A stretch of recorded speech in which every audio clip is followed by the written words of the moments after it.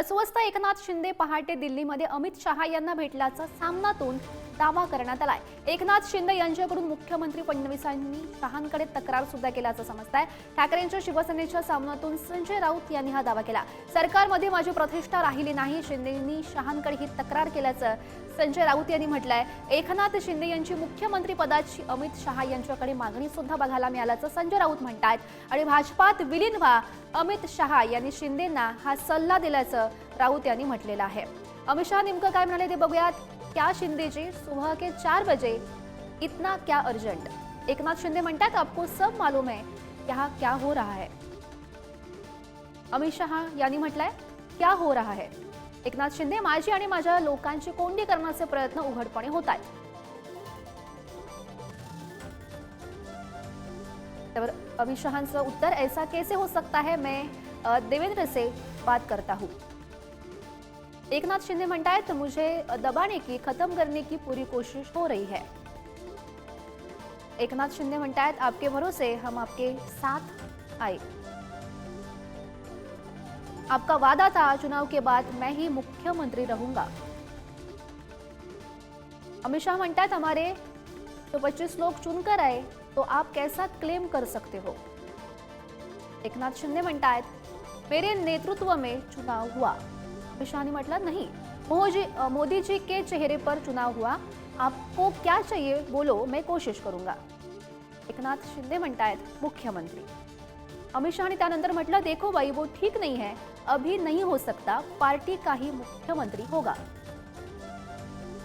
एकनाथ शिंदे ने यावर म्हटलं मैं क्या करूं।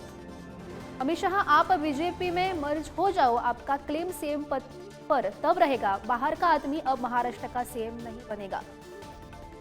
सामनानुसार दोन्ही नेत्यांमध्ये संवाद काय झाला होता तो आपण बघत होतो। अमित शाह म्हणताय आपका रिस्पेक्ट हम करते हैं आणि त्यानंतर एकनाथ शिंदे ने म्हटलं फिर हमारी पार्टी का क्या।